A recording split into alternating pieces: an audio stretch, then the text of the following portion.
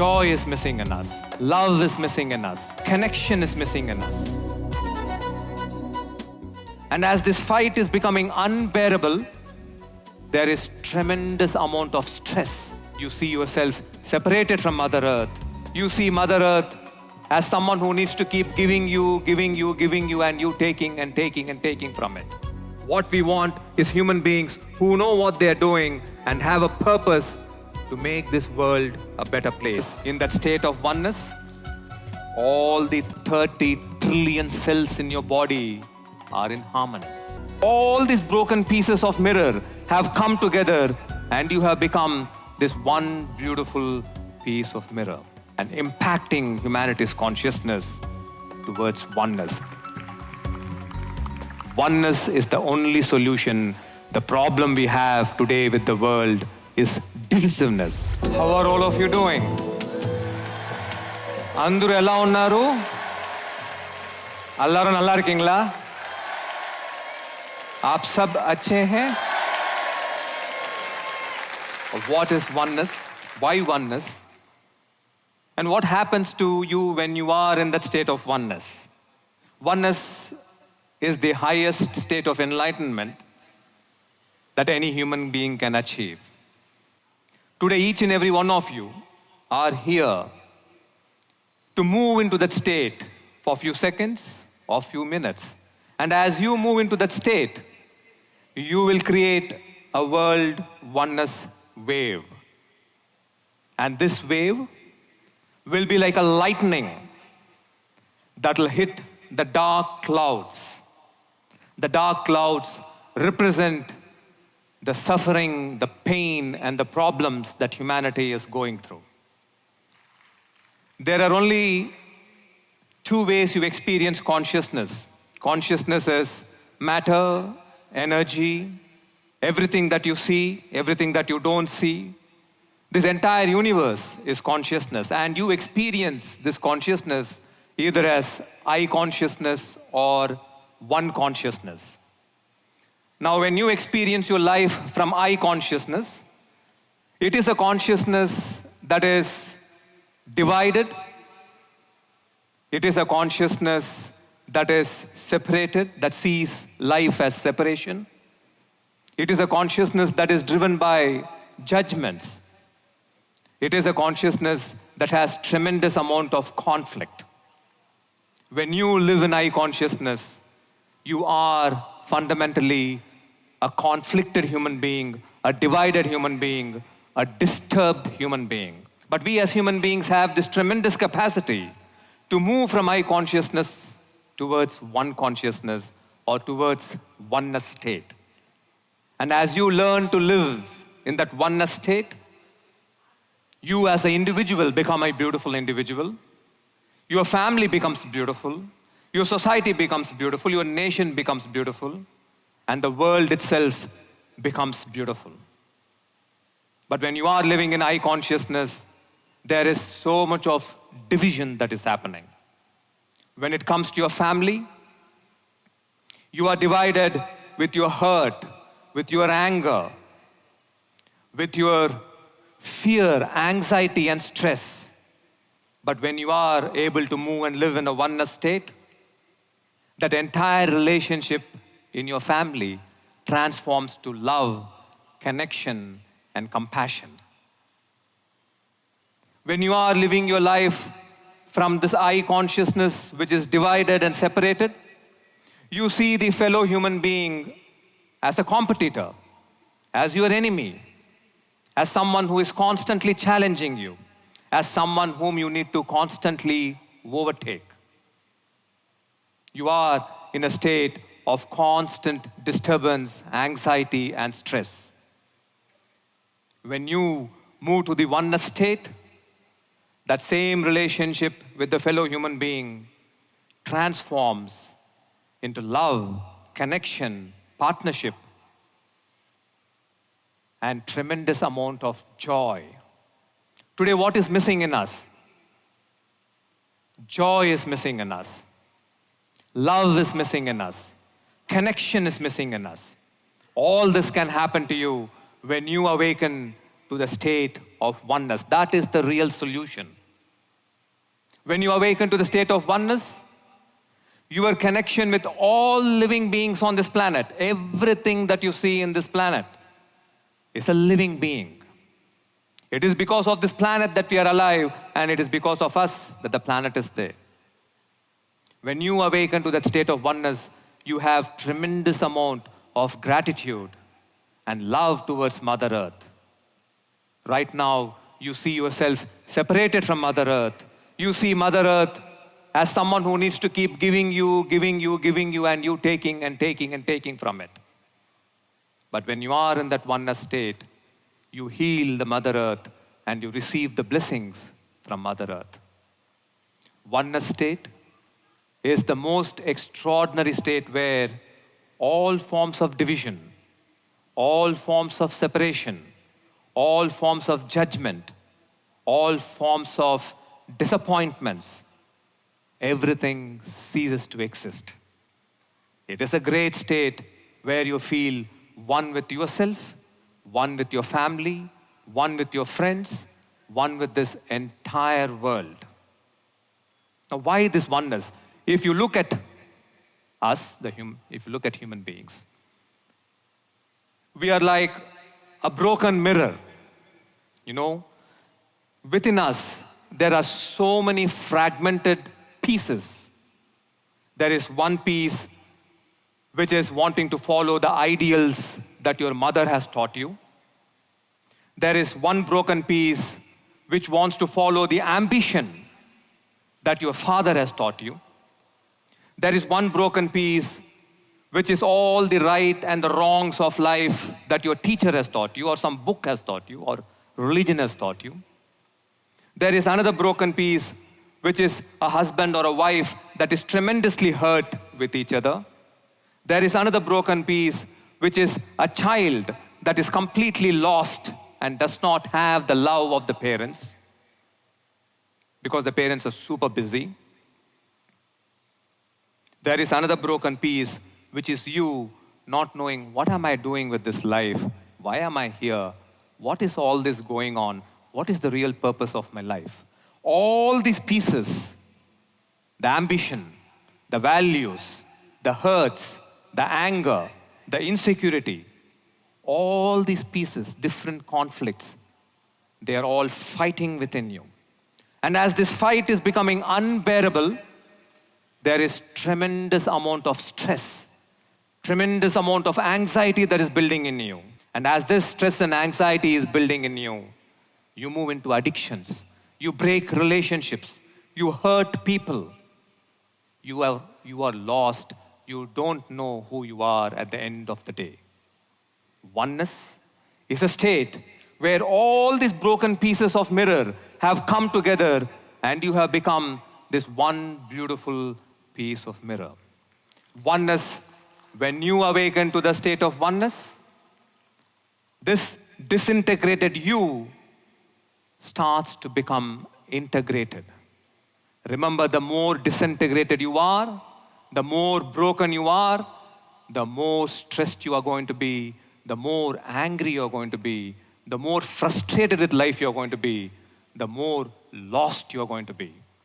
And we do not want lost human beings. What we want is human beings who know what they are doing and have a purpose to make this world a better place. And that can only happen when you are totally integrated.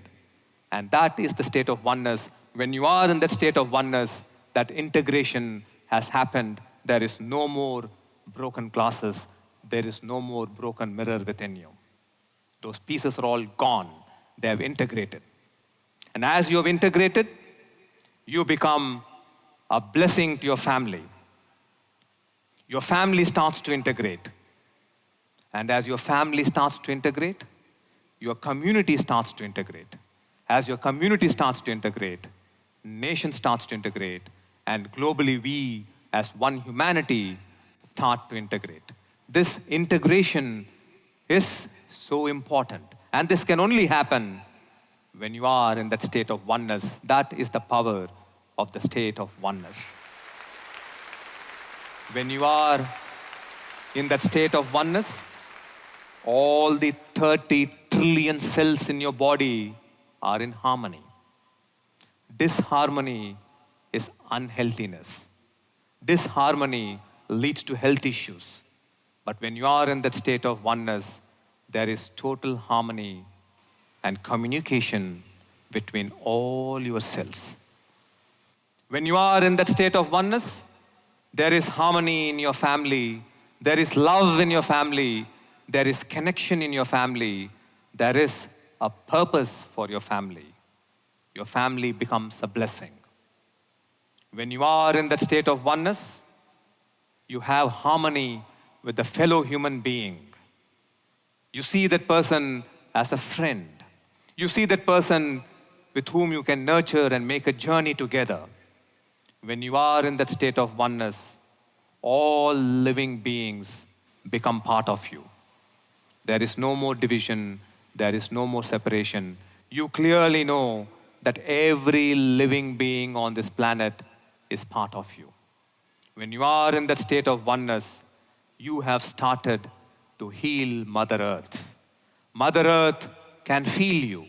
Mother Earth can love you, and you will love Mother Earth. Remember, in 100 billion solar systems, with 100 billion galaxies that make up our universe, there is only one planet that we all have that we call as our home. And that home is our Mother Earth. And you need to feel that tremendous connection with her. If that needs to happen, if this earth has to be there for our next generations and next generations, then each and every one of you must take up the responsibility of moving into a oneness state today and impacting humanity's consciousness towards oneness. Oneness is the only solution.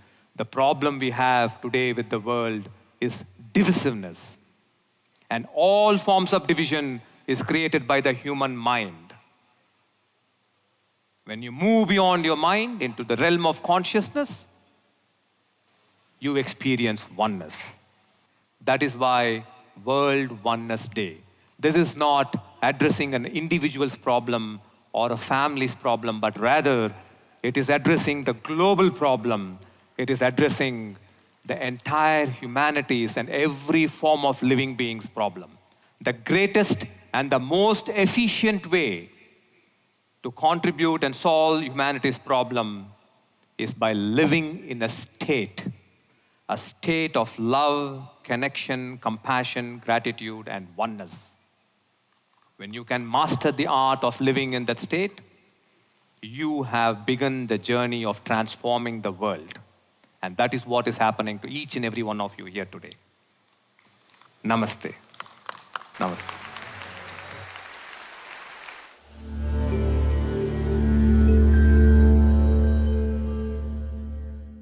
Namaste, Krishnaji.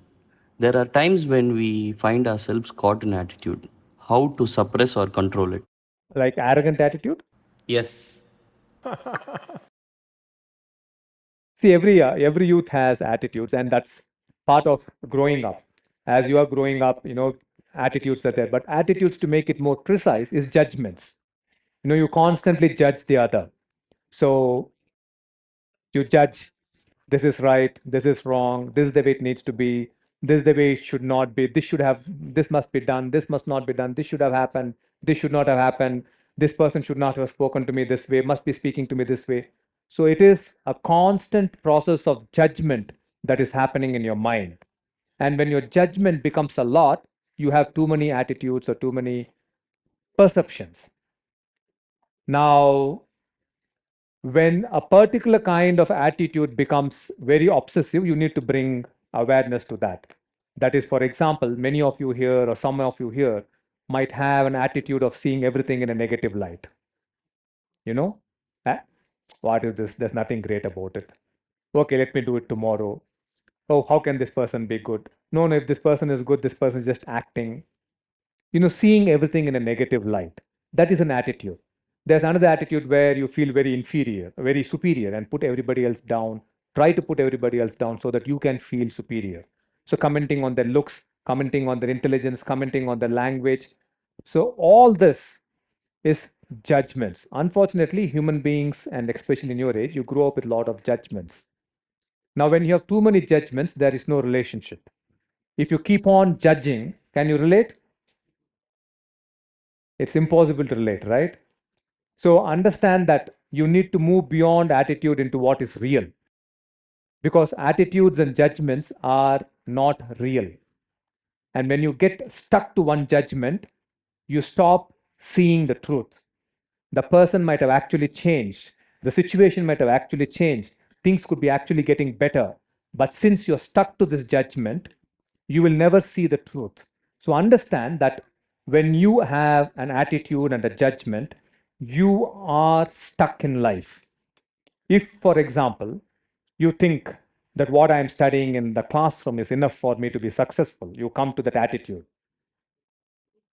6 hours a day, I'm going to college, I'm attending, I'm sincere, writing my homework, all that stuff. Enough. This is more than enough. I'll be able to conquer anything in life. Now, if you're stuck to that attitude, believe me, there are students who are studying 19 hours a day in India, in Korea, in China, in America, in Europe. There are kids who want to become world leaders and they are like studying like anything. They study everything. They just don't leave from the classroom studying what is left there. They go to the library, gain their knowledge, gain their wisdom because they want to be one notch above everybody else.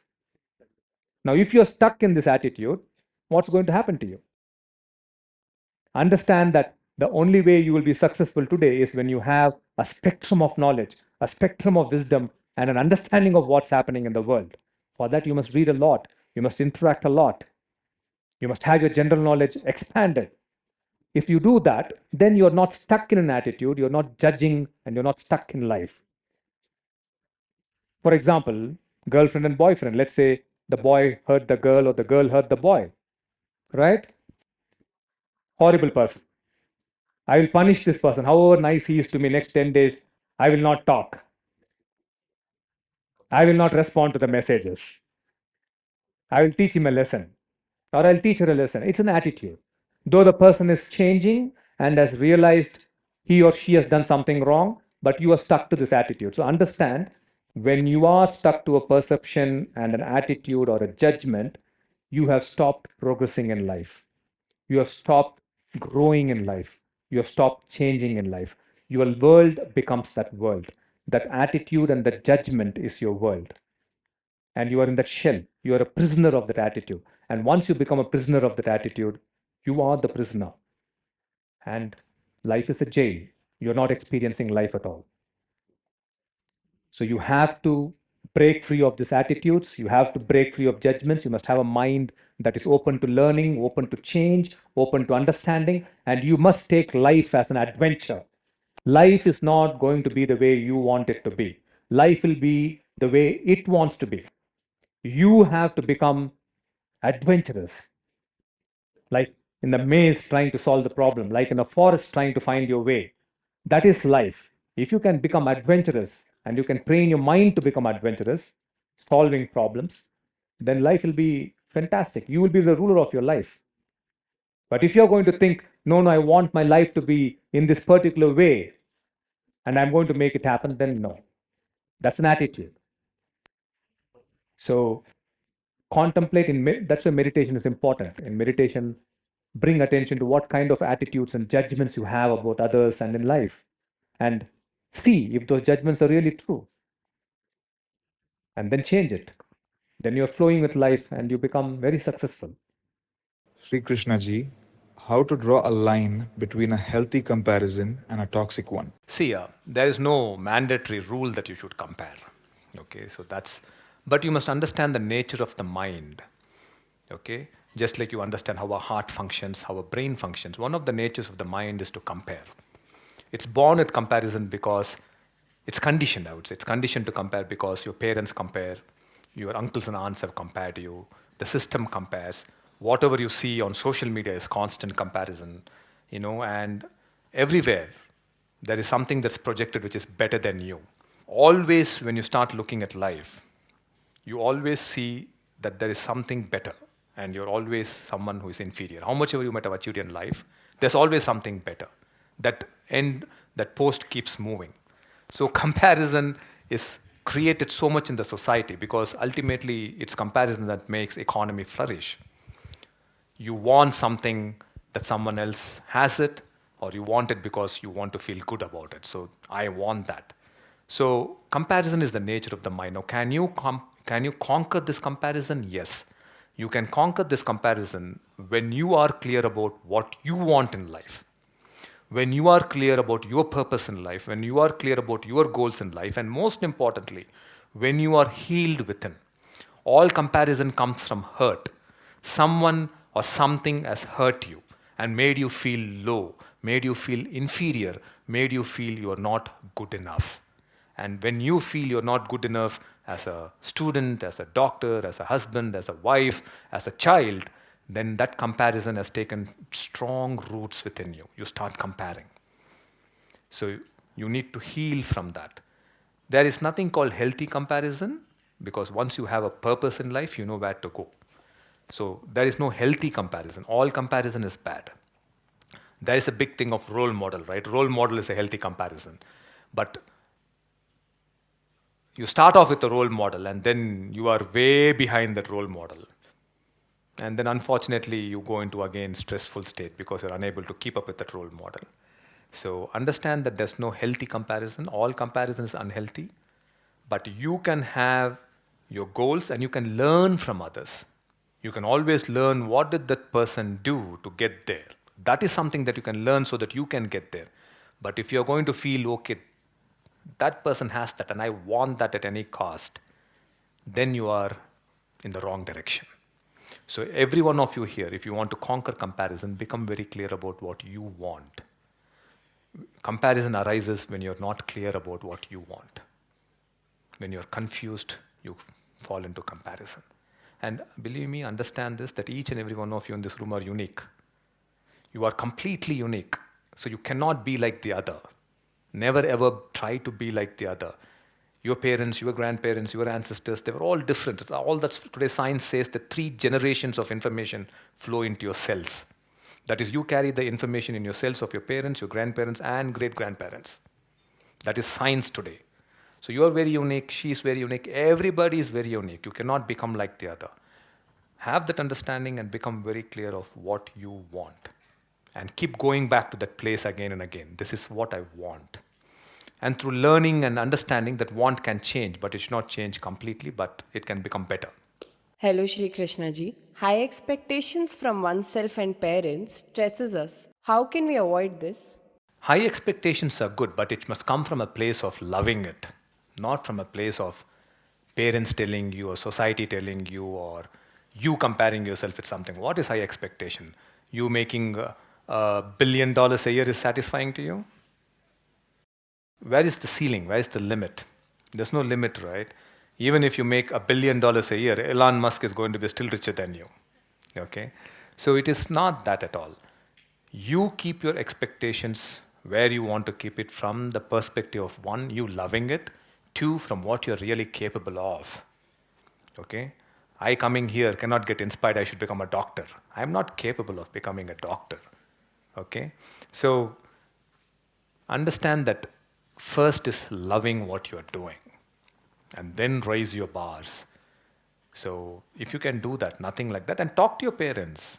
I think one of the biggest problems we see in society is a lack of communication that happens.